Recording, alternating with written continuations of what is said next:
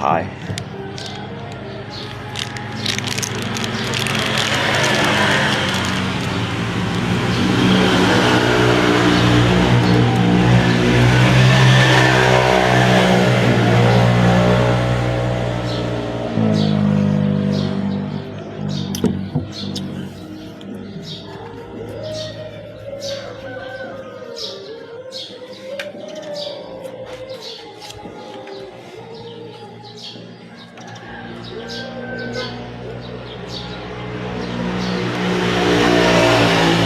Komentar đó.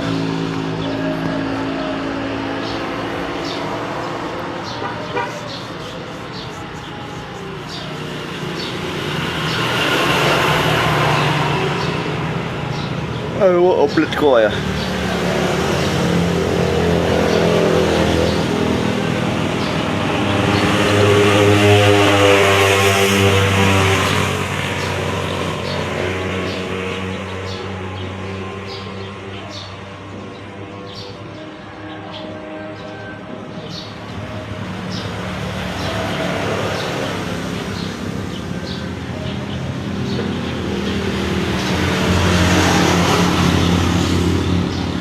Itu lan si nhìn xiên bằng hỏng này chưa? Nếu lan si nhìn mô tô xe nhìn là đó.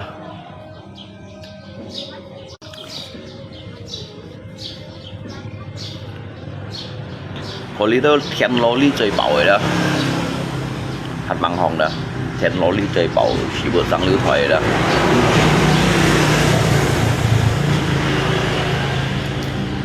Tập cái bằng hỏng này.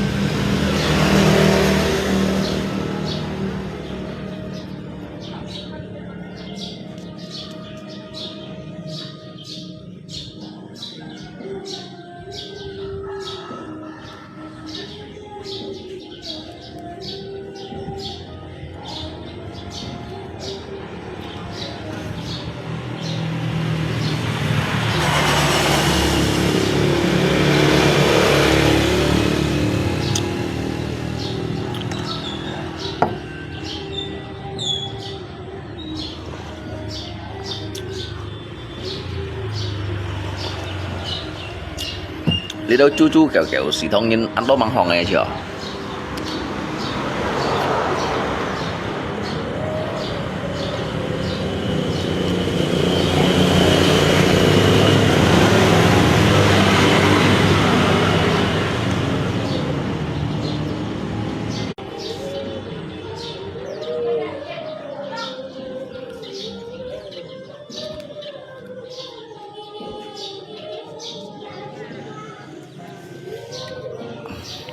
Mua lời họ lý đâu xì thông nhìn ăn đó ăn bằng hòn họ thì mua lời hòn này bù lì ngày họ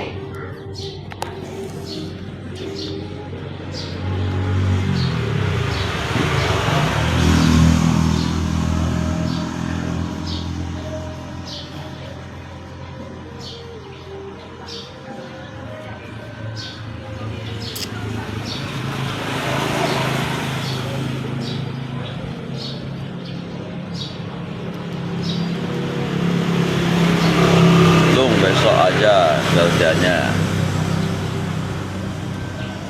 mau besok mau dan besok thì kasih mechong gyoza ya kawan.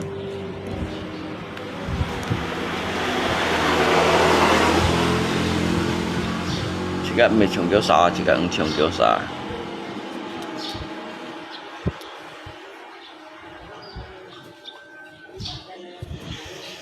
hay cái đâu sao gì khi mua cho sẽ gì cái chẳng bộ nhân bún này ạ. Itu kia judul chất theo cả bộ sòng đó, đều chín cả xin sen này đó.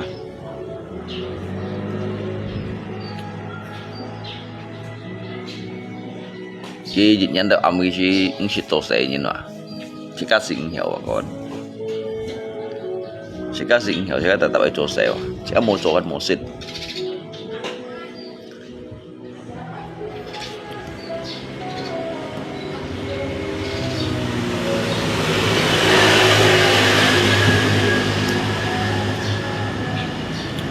而家冇做到冇蝕啊！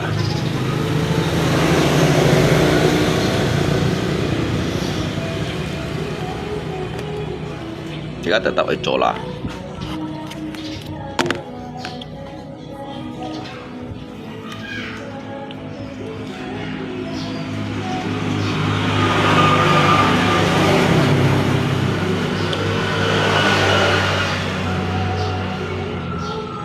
你相信冇啊？我講係咩見本嘢啦？從一月鋪款啦，pagi lupa. 一月鋪款嘛，用佢做善事như này đó，佢別弄錢啦，叫個潮你相信冇啊？就問食噶嘛？Jika apa mangti yang hina, mangti kia kai sidai. Soalnya kita juga chat tahu yang mana, kita juga chat tahu juga kabo shop ada. Cuma anto nanti kau hengai ganti yang mana. Sebab kita bisa tu si Hui Tin juga ada. Si Hui Tin cái xe bảo chẳng 80 nghìn này吧，chẳng 80 nghìn cái 80 cái sẽ cái ba 80 độ à，xe bảo chẳng 80 nghìn cái 80 cái sẽ cái ba 80 độ。cái chim mày xí rồi đó,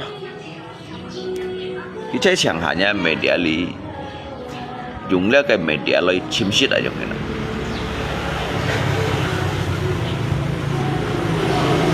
cái nhâm cái gió, mai kêu gió nói à, cho bạn cái hung đó, cái hung đó cái chặt miếng xì gì à.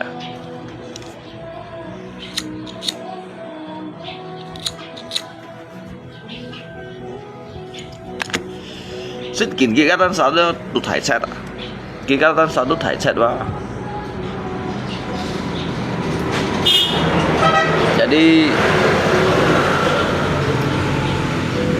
cái còn kalau cái còn đó cái ba sợ là cái truy tùy đó cái bụng cắm chiếu lý tơ sen cái sen bụng cắm hết kia đó.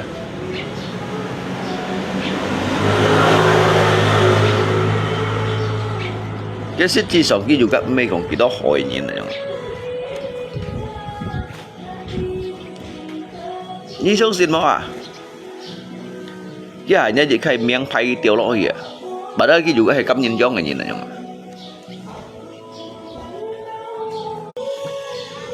佢話juga係含人家中意，佢冇做。佢冇做嘅情況咧，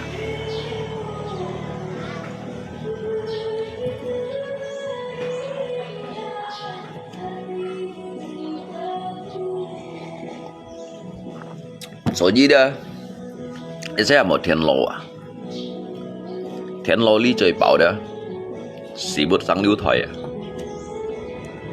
出睇我咧搞冇上有真假新鮮。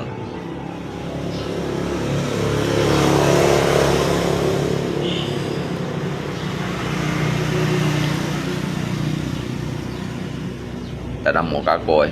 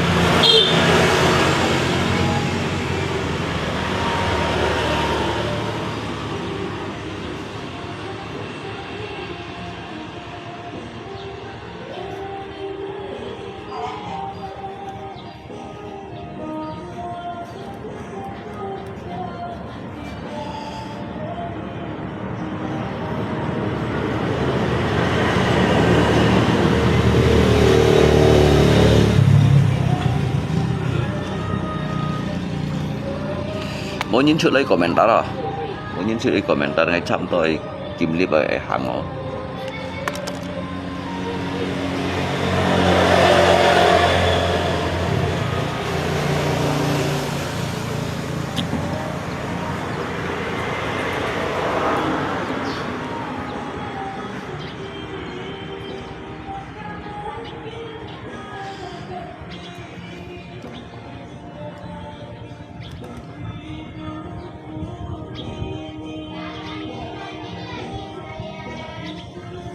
Dosa satunya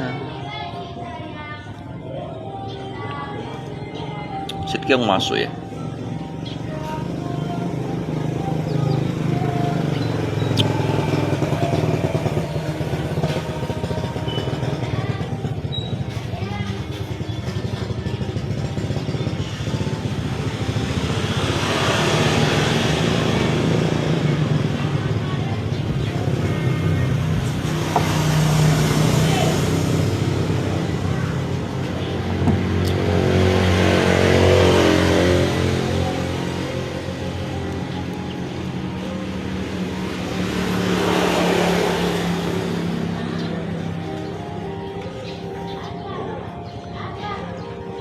Kiểu live bao nhiêu comment ngay cô nhận nhìn ba ngay clip đó cô nhận nhìn cả tôi thì comment jadi ngay jual thua dah jadi ada dia jika hiểu introspeksi diri dah kalau lihat ba jika hiểu untuk lấy isi contoh untuk belajar yang ada. Jadi situ jika yang hiểu tận độ du kinh nghiệm yang hendak kawan.